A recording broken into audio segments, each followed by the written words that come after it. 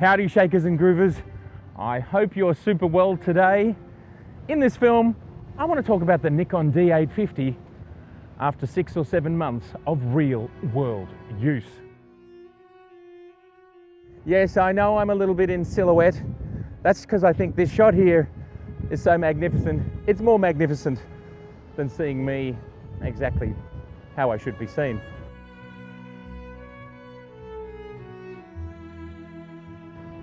We could talk about how it stacks up against the A7R III. We could talk about how it stacks up against the D810 and the D5. But you know what? I actually think what's most important is how does it stack up against itself? How does it stack up against that price tag? And is it right for you? Would you get it if you're part of the Nikon ecosystem? And would you get it if you're new to the Nikon ecosystem? You're thinking about the Nikon ecosystem, but there's also other ecosystems you could be a part of.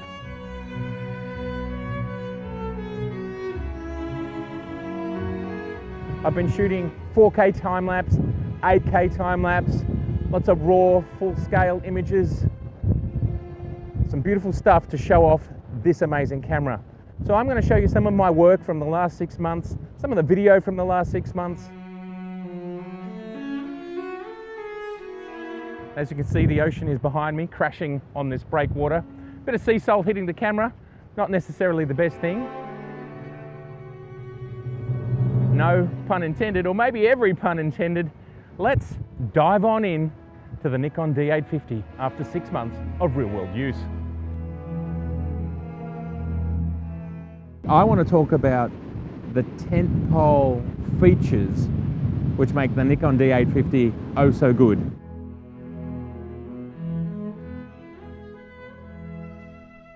And they would be higher dynamic range,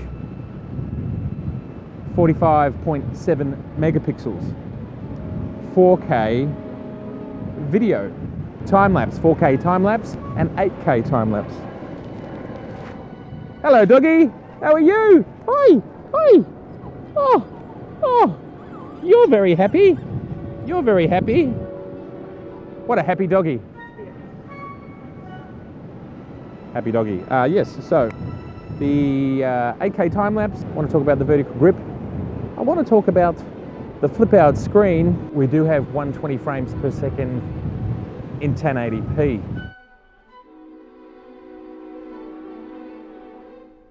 So let's head on back to the studio to talk about those things. I think I just stood on a blue bottle and they're deadly. In 2018, a camera has to be more than just a stills camera. And we know the Nikon D850 excels at stills, as we can see here.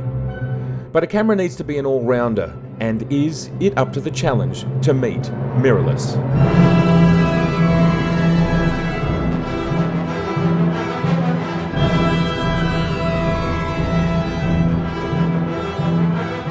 So what is it about the D850 that makes it such a fantastic all-rounder tool?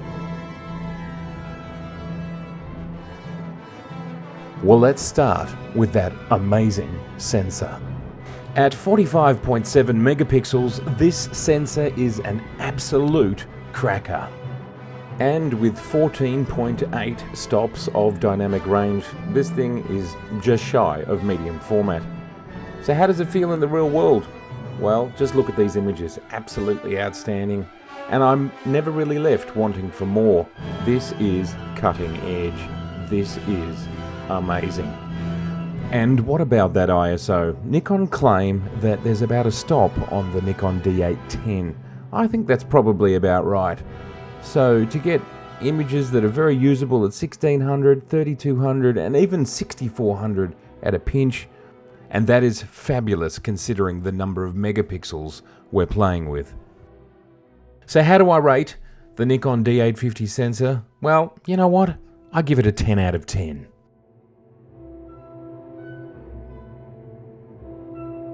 All of the video you're seeing in this film is from the Nikon D850 and it's 4K, except for the 120 FPS stuff, which is at 1080p.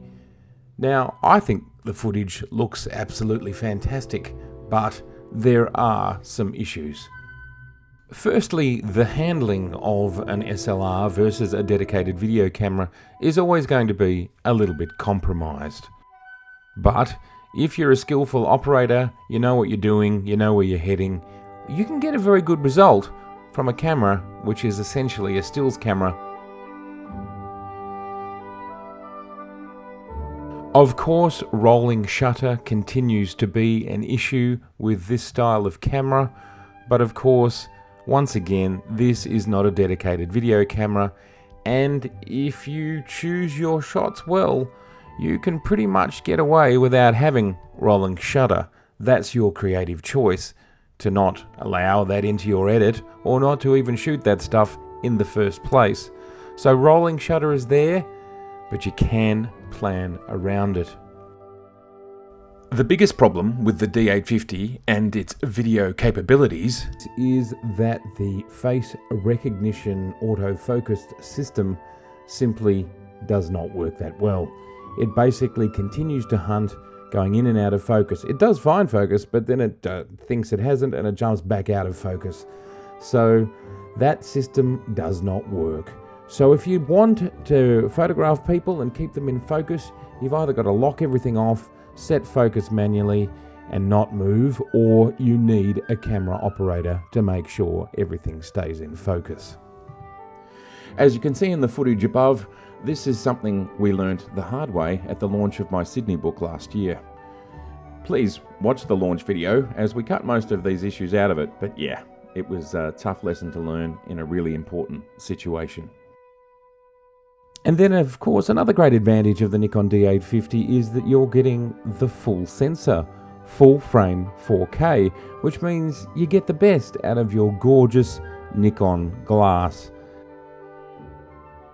So how do I feel about the D850, the big brother of the D810, being the first of the two to have 4K video? Well, I think it looks good. I think the sensor's doing a great job, and I think if you want more uncompressed videos, then you can get a device like the Atomos to collect your footage and also to have a beautiful big screen. I actually am thinking of getting one of those myself because I'd like to see what that footage looks like, and I'd like a bigger screen. 120 frames per second at 1080p, it's a welcome addition. The only thing to think about is it's cropped to DX, so think about your lens choice before you head out. And one last little thing that's a big thing, that's a little thing, that's a big thing, is in-body stabilization. That is something I would have really loved, and we're just going to have to wait for the next one. Of course, we get stabilization via various lenses, but there are so many lenses that I have that aren't stabilized. So, come on Nikon, let's fix that. As a video camera, how do I rate the Nikon D850? Well, image quality is good. We still have rolling shutter, and we don't have in-body stabilization. We do have 120 frames per second, and we can record better codecs on an external box.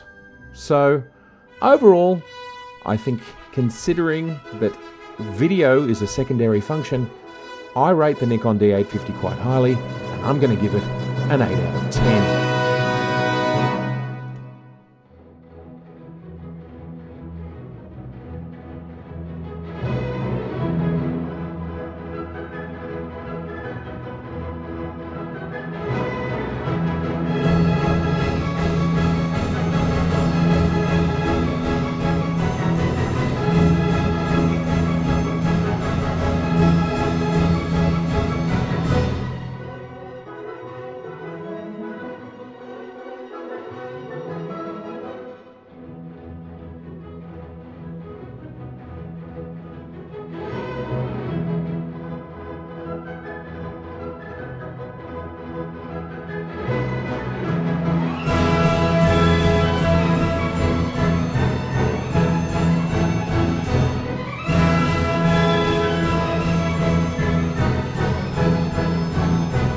The vertical grip.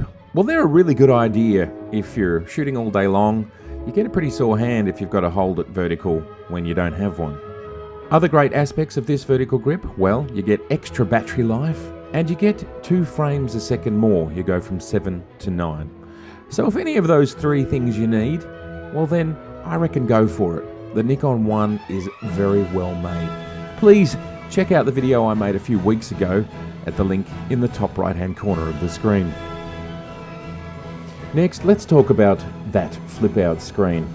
I gotta say, I am so excited about it. I like it, my customers like it, and it's actually ergonomically really, really useful. We've all had the times where we needed to be just that little bit higher or just at that little bit lower, and it just wasn't practical. It was raining, I don't want to be on the ground. I don't have a ladder, I can't get any higher. Well, a flip out screen like this makes both of those things possible. But not only is this a flip out screen, it's also a touch screen. And I do love the touch to focus, the touch to shoot, and being able to pinch to zoom and flip through photos. All of these things are really useful. And this is an upgrade that is used on every shoot, every day, all the time, and is worth real hard cash. And this is, of course, is a significant increase from the D800 and the D810. I totally rate the flip out screen, and it is completely worth the upgrade price. In summary, the Nikon D850 is an outstanding camera. When it comes to still photography, there really is nothing better, and perhaps the only thing that comes close or is almost equal, Sony A7R III. So from a stills perspective, it's 10 out of 10. When it comes to the other part of its arsenal, which is filmmaking, I still think, considering that is a secondary use case for this camera, it's a very, very solid outing. In regards to Nikon, it's probably their best outing. In regards to a camera that's worth $3,500 in the US and $4,500 to $5,000 here in Australia, I do think you get value for money. The one thing I do want to make very clear though is I think mirrorless, I think Sony are coming in very, very hard, and with them nipping at Nikon's heels, Nikon need to do a lot, and they need to do it now. So if you are part of the Nikon ecosystem, you will be overjoyed, overwhelmed, and inspired by the Nikon D850. If you're starting new, well, I probably would point in the direction of the Sonys.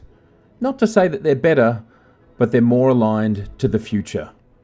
Time will tell, but for 2018, the D850 is the king of digital SLRs. Thank you so much for watching this film. It's been a lot of fun putting it together. Please share, and if you liked, please like. And please click on the subscribe button, and in the comments below, tell me about your Nikon D850 adventures, and I very much look forward to seeing you next time. Thanks so much for joining me, and I'll see you soon.